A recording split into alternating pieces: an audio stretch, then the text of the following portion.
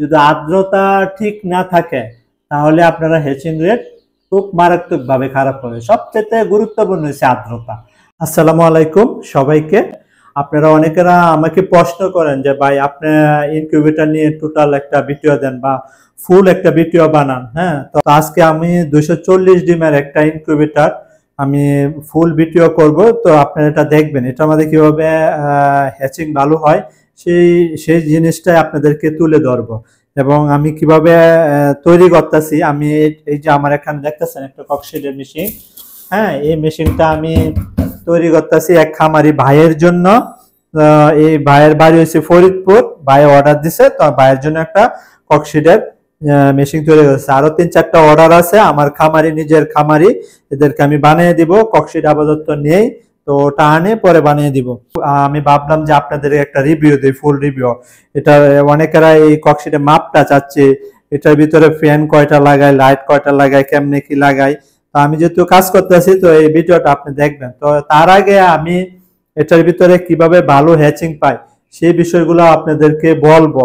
আমি প্রথমে এটা মধ্যে কাজ করছি, ভালো হ্যাচিং পাই নাই, পরে আস্তে আস্তে কাজ করার পরে দীর্ঘ 3 বছর আমি এটার মধ্যে কাজ করছি। শুধু কাজ করার পরে এটা আমি এখন বুঝছি যে এটা আমাদের কিভাবে হ্যাচিং রেট ভালো হয়। তো সেই জিনিসটা আপনাদেরকে একদম খুলাসা করে আমি বলে দিব। তার আগে আমি প্রথমে আপনাদেরকে আমার পুরান মেশিনটা দেখাই, যেটা আমাদের ডিম আছে, এটা আপনাদেরকে একটু দেখাই। যে এই যে আমার এখানে প্রায় 240টা ডিম, 240 ডিমের ইনকিউবেটর 240টা ডিম কিভাবে লয়। এই দেখেন, একটা এই ক্যারেটটা আমাদের 50টা ডিম, আর এই ক্যারেটে 50টা, এই 100, আর নিচে হয়েছে 140টা, এই 200 আপনার 40 ডিমের ইনকিউবেটর। এই আর কি বাকিটুকু। তো এই যে আমি মেশিনটা তৈরি করতেছি, এটা এক ভাই নিয়ে যাবে, ভাইয়ের জন্য বানাচ্ছি। ভাই আমাকে ভাইয়া বলতেছে যে ভাই আমি অনেক জায়গা থেকে মেশিন কিনছি, অনেকেরা অনেক ধোঁকা খাইছি ভাই, কোনো লাভ হয় না, কোনো মানে ফল পায় না। হ্যাঁ, তো লাস্টে আমাকে বলতে অনেক রিকোয়েস্ট করে বলতেছে ভাই আপনার মাধ্যমে আমি একটা মেশিন নিতে চাই। আপনি যখন ডিম ফুটান, নিজে 3 বছর ধরে আমি ডিম ফুটাচ্ছি, তো ভাই আমাকে অনেক রিকোয়েস্ট করার পরে বলতেছে ভাই আপনার কাছ থেকে একটা মেশিন নিব। তো পরে ভাইয়ের রিকোয়েস্ট আমি ফালতে পারি নাই, তো ভাইয়ের জন্য আমি বানাচ্ছি। ভাই থাকে ফরিদপুরে, তো অনেকদিন ঘোরার পরে বাইকে আমি একটা মেশিন বানিয়ে দিচ্ছি। তো এই ভাইয়ের জন্য এটা কমপ্লিট করতেছি। দেখেন, তো প্রথমে আপনারা এই ককশিটের মাপটা চাইছিলেন, আমি মাপটা আপনাদেরকে দেখাই। এটা আপনার এই যে দেখেন লম্বায়, এটা এভাবে লম্বায় আছে আপনার 27 ইঞ্চি, লম্বায় আছে 27। আর এই যে দেখেন পাথারে আছে আপনার 19 ইঞ্চি, পাথারে 19। আর এই যে এটার গভীরটা হয়েছে আপনার 1 ফুট। হ্যাঁ, 1 ফুটের 3 সুতা 4 সুতা বেশি। হ্যাঁ, 4 সুতা বেশি। হ্যাঁ, 1 ফুটেই ধরা যায়। হ্যাঁ, এটা গভীরটা 1 ফুট। এটার ভিতরে আমি প্রায় অনেক বছর, 3 বছর যাবত এটার ভিতরে আমি ডিম ফুটাচ্ছি। অলরেডি আপনারা দেখছেন ওখানে আমার ডিম হ্যাচিং এ আছে, সেটারে আছে। প্রথমে আমি যখন এই মেশিনগুলা আমি নিজে বানাই, আমি নিজে বানাইছি মেশিনগুলা। হ্যাঁ, এগুলা আমি নিজে, এগুলা সার্কিট, এই যে সার্কিট, এগুলা সার্কিট আমি নিজে কিনে এনে তারপরে আমি বানাইছি। প্রথম যখন আমার ইনকিউবেটর ছিল W1200 দিয়ে আপনি এই সার্কিট গুলা দিয়ে আমি বানাইতাম। W1200 দিয়ে আপনার ভালো হ্যাচিং হয়, কিন্তু ওইগুলা ক্যালিব্রেশন করা লাগে। এই যে একটা কন্ট্রোলার দেখতেছেন, এটারও ক্যালিব্রেশন করা লাগবে। এটা আমি এই যে XM18 ওখানে দেখাও, এই যে XM18 কন্ট্রোলার দেখতেছেন বড়, ওইটাকে আমি এই কন্ট্রোলারকে ক্যালিব্রেশন করব। এবং কি এই যে হাইগ্রোমিটার, এই যে হাইগ্রোমিটারটা দেখতেছেন, এই হাইগ্রোমিটারটাও আমি ক্যালিব্রেশন করব, করে ওটার সাথে এই দুটোটা সমন্বয় করে মিলিয়ে তারপর আমি যে খামারি এটাকে দিব, এই খামারি ভাই নিয়ে যাবে। তো আমি ওই মেশিনটাও কিন্তু আমার ওইটা দিয়ে করা, ক্যালিব্রেশন করা আছে ওই মেশিনটা। তো সেই কারণে ওইটার মধ্যে খুব ভালো পাওয়া যায়। এগুলা তাপমাত্রা কোনোটা দিন মানে ঠিক থাকে না। এটা যদি 10টা আপনি নেন, 10টা যদি এক জায়গায় রাখেন, এক একটা এক এক রকম দেখাবে। এটা আপনার মানে ঠিক থাকে না। এটা একটা ক্যালিব্রেশন করার সিস্টেম আছে, ওটার সাথে ওটা ক্যালিব্রেশন করে এই জায়গায় লিখে দিব আমি যে এটা এত থাকলে এত হবে। তো ওটার সাথে আমি ক্যালিব্রেশন করে এই জিনিসটা, এই কাজটা এটা আমাদের আমি করে দিব। এগুলা বা বেশি একটা ভালো হয় না, ঠিক আছে, এগুলা এক একটা এক এক রকম দেখায়।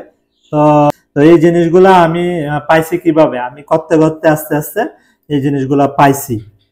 আসতেছি 1000 কন্ট্রোলার, হ্যাঁ এটা আসতেছি 1000 কন্ট্রোলার।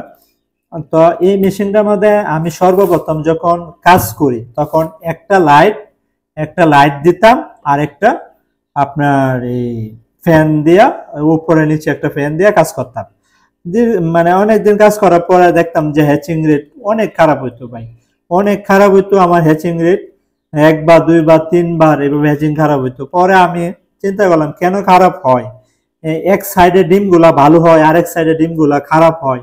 তো যেই কারণে পরে আমি এই সাইডে একটা লাগাইছি, লাইট লাগাইছি, একটা ফ্যান লাগাইছি, লাগায় পরে এভাবে কাজ করছি কিছুদিন। তো ওই আগের থেকে একটু উন্নত, কিন্তু এটার মধ্যে একটা প্রবলেম হয়, সেটা হচ্ছে ওভার তাপমাত্রা বেড়ে যায়। ওভার তাপমাত্রা যদি বেড়ে যায় তাহলে ওই ডিমের যে ভ্রূণগুলা ওইগুলা মারা যায়।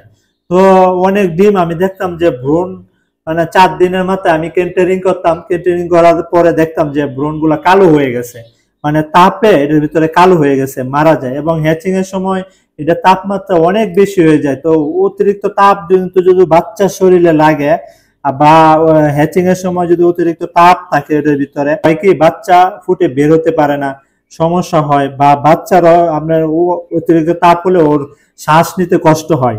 যে কারণে আমি আপনার একটা ফ্যান লাগাইছিলাম, একটা ফ্যান লাগানোর পরে আমি মানে এটা চালাইছি, চালায় দেখলাম যে এক ফ্যানে তাপমাত্রা বের করতে পারে না। পরে আমি বিকল্প আরেকটা ফ্যান আমি এই জায়গায় ইউজ করছি। এখন এই মেশিনটার ভিতরে এই যে দেখতেছেন এটা ডিসি ফ্যান, একটা কন্ট্রোলারের মাধ্যমে, এই কন্ট্রোলারের মাধ্যমে আপনার এই 4টা ফ্যান আমি নিয়ন্ত্রণ করি। এই একটা কন্ট্রোলারের মাধ্যমে এই 4টা ফ্যান নিয়ন্ত্রণ হয়। তো এটা ডিসি ফ্যান, এই ডিসি ব্যবহার করলে আপনারা এসি ব্যবহার করতে পারবেন, কিন্তু এসিটা আমি ব্যবহার করি না, আমি যেহেতু কন্ট্রোলার ইউজ করি, তো কন্ট্রোলারের মাধ্যমে এই 4টা ফ্যান এই কন্ট্রোলারের মাধ্যমে আমি মানে করি আর কি, কন্ট্রোল করে আর কি, কন্ট্রোল করে। তো এইভাবে আমি 4টা ফ্যান লাগাইছি। এখন 4টা ফ্যান লাগানোর পরে আমি দেখলাম যে এটার মধ্যে যখন ওভার তাপমাত্রা হয়ে যায় তখন এই 2টা ফ্যান একসাথে ঘোরার পরে আপনার ওভার তাপমাত্রা বের করে দেয়। তারপরে আমি দেখলাম যে এটার ভিতরে ভালো একটা হ্যাচিং পাওয়া যায়। আলহামদুলিল্লাহ আমি এভাবে কাজ করতে করতে করতে করতে ভালো হ্যাচিং পাইছি। এবং আর্দ্রতা ইনকিউবেটরের সবচেয়ে মেইন হয়েছে আর্দ্রতা। যদি আর্দ্রতা ঠিক না থাকে তাহলে আপনারা হ্যাচিং রেট খুব মারাত্মকভাবে খারাপ হবে। সবচেয়ে গুরুত্বপূর্ণ হচ্ছে আর্দ্রতা। আর্দ্রতাটা আপনার বের করতে হবে কত রাখলে এটার ভিতরে ভালো হ্যাচিং হয়। তার পাশাপাশি আরো কিছু গুরুত্বপূর্ণ বিষয় আছে, যেগুলো হচ্ছে আপনার ডিম 8 পিস হলে আপনার হ্যাচিং রেট খারাপ হবে। ডিম 8 পিস হলে, আমি আপনাদেরকে একটা কথা বলি, বড় বড় কোম্পানি যারা ব্রয়লার লেয়ারের বাচ্চা বের করে, এরা দেখবেন 10,000 15,000 মুরগি একদিনে ডিম পাড়ায়। এই একদিনের ডিমগুলাই কিন্তু সংগ্রহ করে, তারা সংগ্রহ করে ওইগুলাই কিন্তু ফুটা, ঠিক আছে। ওরা কিন্তু আপনার এই যে 1 সপ্তাহ ডিম 2 সপ্তাহ ডিম ওইভাবে সংগ্রহ করে না। যদি 2 সপ্তাহ বা 1 সপ্তাহ 8 পিস ডিম সংগ্রহ করে, তাহলে দেখা যাচ্ছে 1 সপ্তাহ ডিমগুলা, এই ডিমগুলা পানির ভিতরে শুকায় গেছে। আর নতুন ডিমগুলা ওইগুলা পানি অনেক ডিমের ভিতরে বেশি, যে কারণে এই 2টা ডিম যদি একসাথে আপনি মেশিনে দেন তাহলে হ্যাচিং রেট আপনার 100% খারাপ হবে। এটা মনে রাখেন।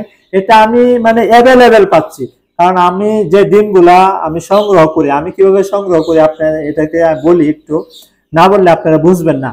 আমি যেদিন মুরগি ডিম পারে প্রায় 48 ঘন্টার পরে এটাকে আমি ফ্রিজে ঢুকায় দিই। আমি কোনো সময় মানে শীতের সময় শুধু বাইরে ডিম রাখি, গরমের সময় এই যে এখন যে গরমটা, এই সময়টা আপনার বাইরে আমি ডিম রাখি না, আমি কন্টিনিউ ডিম রাখি ফ্রিজে রাখলে হয় কি সবগুলা ডিমের ভিতরে পানি থাকে সেম।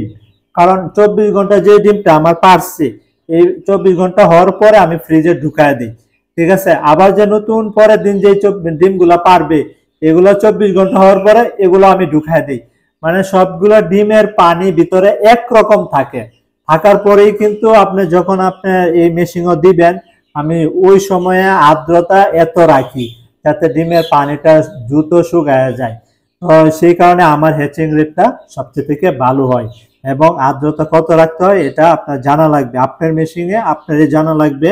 এবং আপনার ডিমগুলা 8 পিস সর্বোচ্চ 1 সপ্তাহ যে ডিমগুলা সংগ্রহ হবে এই 1 সপ্তাহ বা 8 থেকে 10 দিন এই ডিমগুলো আপনারা চাইবেন বসায় দিতেন, তাহলেও মোটামুটি ভালো একটা হ্যাচিং পাওয়া যায়। যদি অনেক দিন হয়ে যায় বা অনেক 8 পিস ডিম হয়ে যায় তাহলে কিন্তু আপনারা হ্যাচিং রেট ভালো পাবেন না। এই মেশিনটার ভিতরে আরেকটা সমস্যা, সেটা হচ্ছে আপনার আর্দ্রতা। আর্দ্রতা এটার মধ্যে অনেক বেশি হয়ে যায়, সেই জন্য আর্দ্রতা এটা আমাদের ঠিক রাখাটা অনেক কঠিন। তো সেই জন্য আপনারা কি করবেন, সেই জন্য আপনারা আর্দ্রতা ঠিক থাকার জন্য, কারণ এটা হচ্ছে ককশিট, এটা আমাদের এটার ভিতরে বাতাস বের হওয়ার কোনো ইয়া নাই বা বাতাস ঢোকার ইয়া নাই, সেই জন্য আর্দ্রতা এই ককশিটের মধ্যে আর্দ্রতা অনেক বেড়ে যায়। ঠিক আছে, এমনিতে গরমে 8-9 মাস এটার ভিতরে পানি দেওয়াই লাগে না, এই মেশিনের ভিতরে পানি ছাড়াই আপনার 60-65 এমনি উঠে পড়ে। তো প্রাথমিক অবস্থায় 60-65 যদি আর্দ্রতা উঠে যায় তাহলে হ্যাচিং রেট অনেক খারাপ হবে। আরো অনেক কিছু ডিফারেন্ট করে, আপনার ডিমের উপরে ডিপেন্ড করে। আপনার ডিমগুলা যদি অনেক পুরানো হয়, যেমন 2 সপ্তাহ 10 দিন 12 দিনের ডিমগুলা যদি বসান এটার ভিতরে, তাহলে তাহলে ওটার জন্য আর্দ্রতা রাখতে হবে 1। আর যদি নতুন ডিম হয় 1 সপ্তাহ ডিম হয় এটার জন্য আর্দ্রতা রাখতে হবে আরো অনেক কম, মনে হয় যে ওইটার জন্য রাখতে হবে যদি 60-65। তো এই নতুন ডিমের ক্ষেত্রে যেহেতু এটার ভিতরে পানি থাকে বেশি, তো সেই জন্য পানি শুকানোর জন্য এটার মধ্যে আর্দ্রতা রাখতে হবে কমসে কম 50-55 নতুন ডিমের জন্য। তো এগুলা আরো অনেকগুলা কারণ আছে, এগুলা বললে অনেক কিছু বলা লাগবে। তো সেই জন্য আমি আপনার এই জায়গায় একটা চিত্র করবো, এই জায়গায় একটা চিত্র করবো, এই জায়গায় একটা চিত্র করবো, যাতে এটার ভিতরে আর্দ্রতাটা যাতে বেশি না হয়। এই জন্য এই 3টা চিত্র ওপেন থাকবে সব সময় 24 ঘন্টা, এই 3টা চিত্র ওপেন থাকবে। যদি আর্দ্রতা কমে যায় এই চিত্রগুলা বন্ধ করে দিবেন, বন্ধ করে